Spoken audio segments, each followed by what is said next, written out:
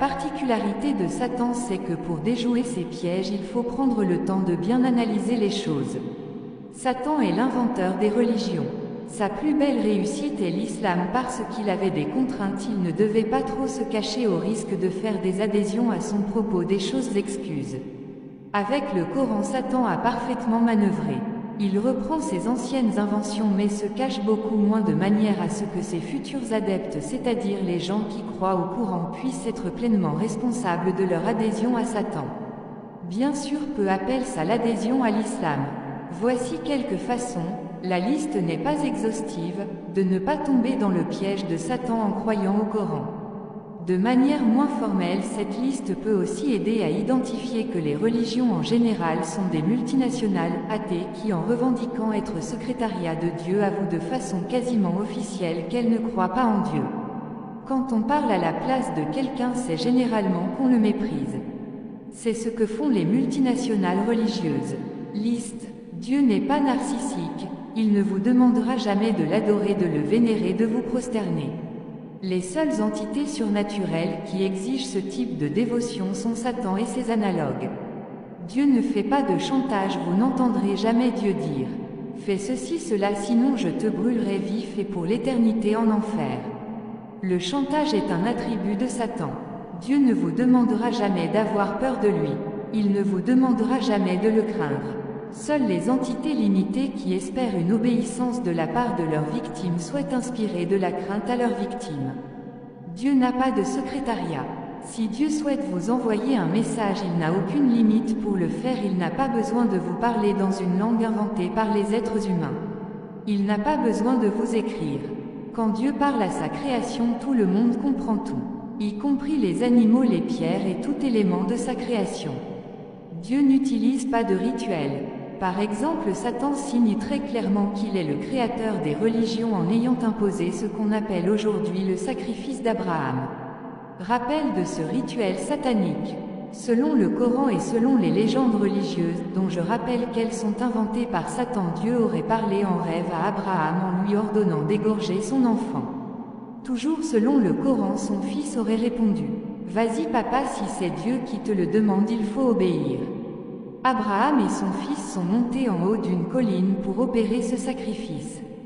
Au moment où le couteau allait trancher la gorge du fils d'Abraham de la main d'Abraham, Dieu aurait soi-disant attrapé sa main en lui disant « Mais non, c'était un test, je voulais voir si tu allais obéir. À la place, je te fais apparaître ce bélier pour que tu l'égorges, mais tu peux épargner ton fils. » Avec ce récit qui est comparable à un rituel d'entrée dans les mafias sanguinaires, Satan est très fier d'avoir embrigadé les gens.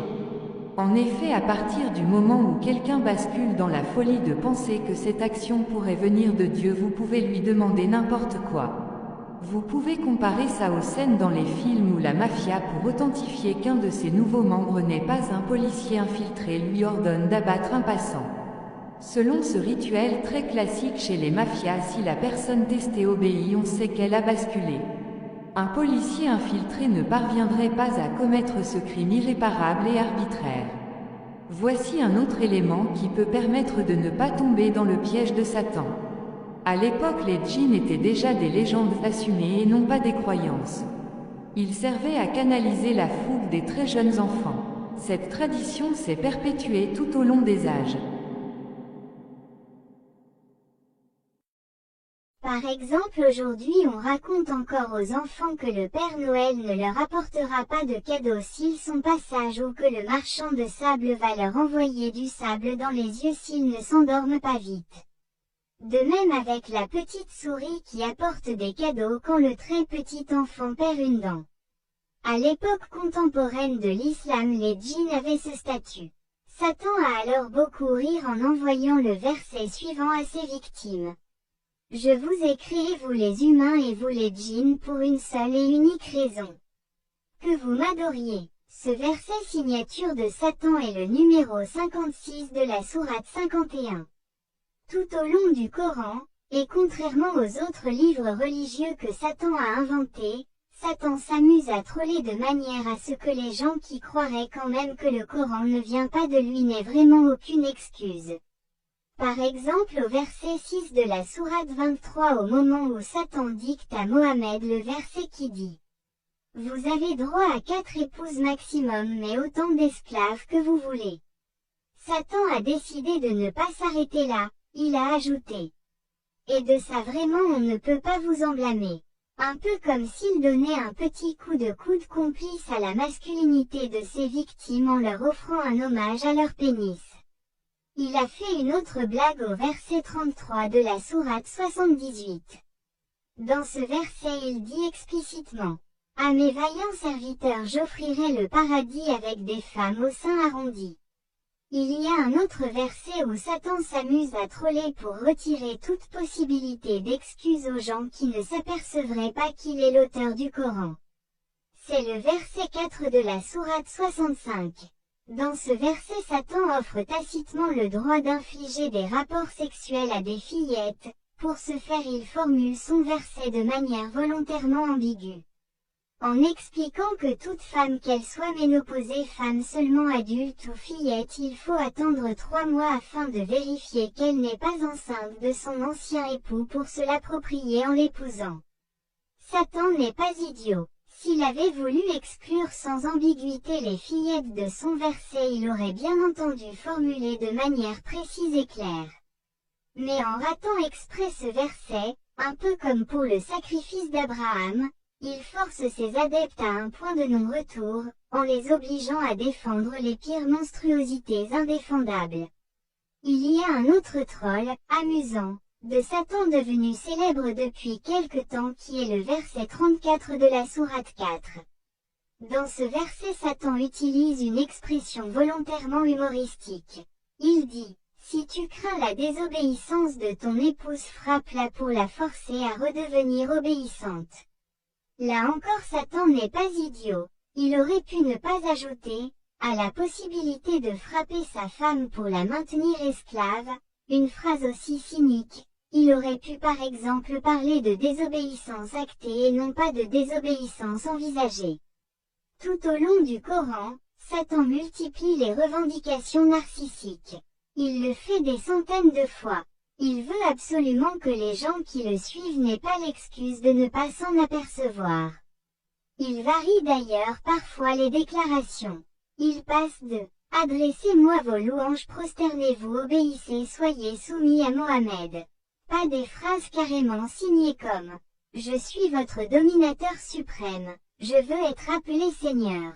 Voici encore un élément car il y en a beaucoup et nous ne pourrons pas tous les signaler qui permet de bien voir la signature satanique du Coran. Satan fait exprès de nous donner aucune description du paradis pour les femmes. Il ne dit pas que les femmes n'iront pas au paradis, mais il fait exprès d'oublier de proposer quoi que ce soit ou de décrire quoi que ce soit qui leur sera offert au paradis. Pour bien insister il offre aussi aux hommes masculins des choses dont il interdit la pratique dans la vie terrestre. Là aussi il s'agit d'un clin d'œil satanique. Ce n'est pas une erreur scientifique mais un lecteur vigilant s'aperçoit qu'il se fait sérieusement bisuter par le texte du Coran. Un peu comme pour dire « Je vais te raconter un maximum de dingueries, d'atrocités, de pornographie, de trolls. Je vais te dire d'obéir à tout ça. Et à partir du moment où tu marches dans ma combine tu ne pourras plus avoir aucune excuse de t'être fait embobiner parce que le texte contenait trop de ruses invisibles. » Par exemple à l'instar du verset 33 de la sourate 78 Satan propose aux hommes masculins du paradis des garçonnets lascifs pour les servir sexuellement. C'est le verset 24 de la sourate 52. Nous nous arrêtons là car la liste mériterait 200 ou 300 pages si nous voulions être exhaustifs. Tout le Coran est en mode inversé, c'est la grande fierté de Satan. Il ne cesse de faire des clins d'œil en disant par exemple « Ce texte devrait convaincre les gens doués d'intelligence et les gens qui réfléchissent. » Ce clin d'œil insistant est vraiment destiné à évacuer toute excuse résiduelle de ne pas avoir vu que ce livre est entièrement signé Satan. En effet Dieu est au-dessus de tout et sans limite il ne fait pas de différence entre des gens qui sont intelligents et des gens qui sont moins doués. En disant je m'adresse aux gens intelligents car les gens moyens ne me comprendront pas. Satan ajoute encore une fois un élément qui permet de bien identifier sa mentalité satanique et discriminatoire.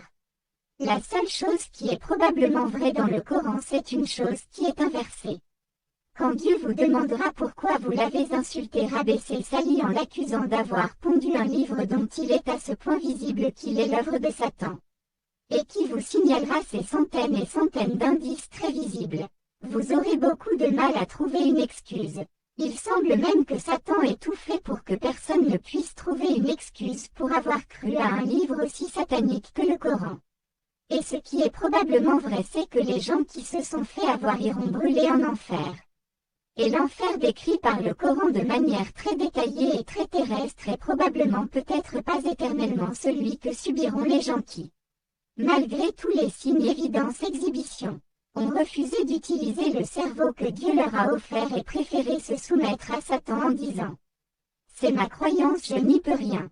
Il n'y a aucune raison pour qu'une croyance soit une excuse. Surtout quand le texte affiche de manière flagrante la signature de Satan à toutes les pages.